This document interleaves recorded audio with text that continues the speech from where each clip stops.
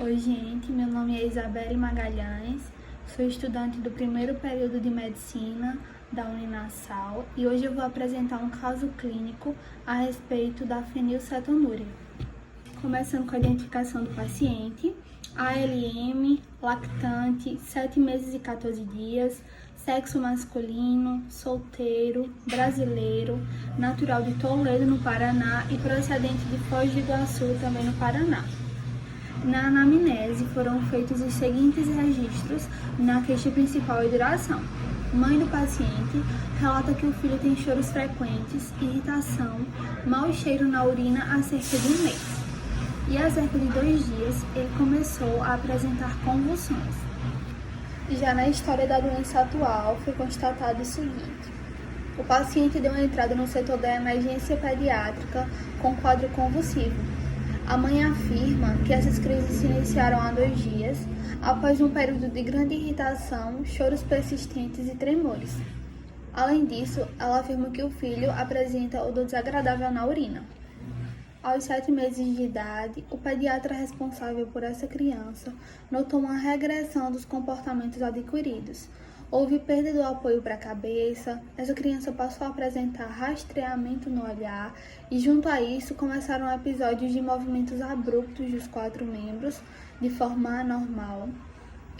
Ela foi encaminhada para um neurologista pediátrico, mas a mãe não compareceu, como foi solicitado, então levou à piora do quadro de seu filho. No interrogatório sintomatológico, foi constatado que, além das queixas apresentadas anteriormente, a mãe do paciente relata hipopigmentação e erupções cutâneas na pele dessa criança.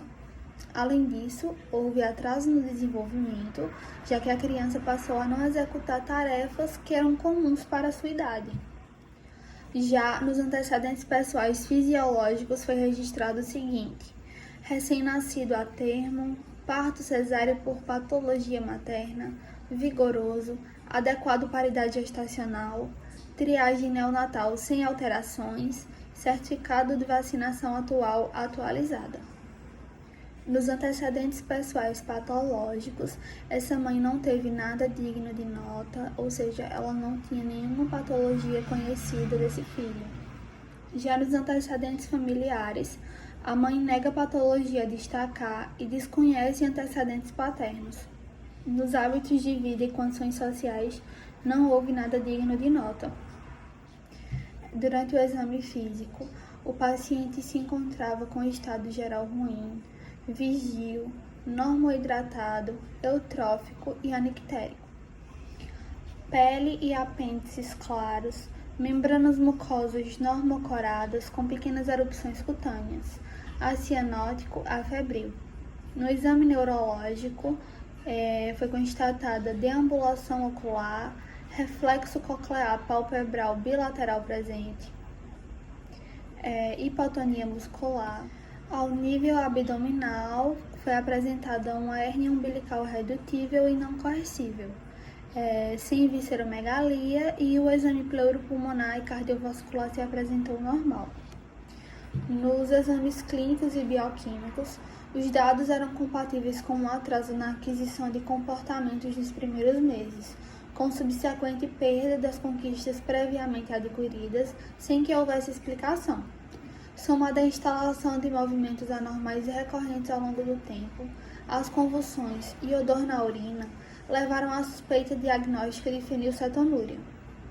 Com esse diagnóstico, foi solicitado o seguinte como exame complementar. Foi solicitado que houvesse a apresentação da triagem neonatal. Nessa triagem neonatal foi constatado que estava tudo normal, ou seja, mesmo tendo feito o teste do pezinho, não foi constatado que essa criança apresentasse a fenilcetonúria. Mesmo com esse resultado, houve uma desconfiança da constatação feita no teste do pezinho. Então foram solicitados novos exames para confirmar se essa criança não tinha fenilcetonúria. Após essa nova investigação, foi constatado que os níveis de fenilalanina dessa criança estavam elevadíssimos. Eles chegaram a 1.260 milimol por litro, enquanto que o valor normal seria até 150 milimol por litro. Assim, houve o diagnóstico de fenilcetonúria. Com esse diagnóstico confirmado, faz-se necessário o imediato início do tratamento, visto que a doença não tem cura, mas pode ser controlada. No que diz respeito ao tratamento da fenilcetonúria, o objetivo é manter os níveis de fenilalanina adequados no sangue. Isso é conseguido por meio da redução de alimentos ricos nesse aminoácido. Deve-se lembrar que, por se tratar de um aminoácido essencial, é imprescindível que se mantenha um suprimento adequado dele. E essa situação deve ser regulada com um monitoramento constante dos níveis desse aminoácido no sangue. A base do tratamento dietético consiste na amamentação, de forma que a mãe evite consumir alimentos que contenham fenilalanina, ou então pode haver uma substituição por fórmula de leites que não tenham esse aminoácido. Quando a alimentação sólida for introduzida aos 6 meses de idade, é importante que haja uma orientação, de forma que essa criança evite comer carnes, ovos, legumes, entre outros. E ele também deve limitar alimentos como arroz, macarrão, batata, ervilha, espinafre, brócolis, banana, entre outros. Como o paciente já tem 7 meses de idade, 14 dias, essa introdução alimentar provavelmente já foi feita. Então é importante que essa mãe siga rigorosamente a dieta para que não hajam danos maiores.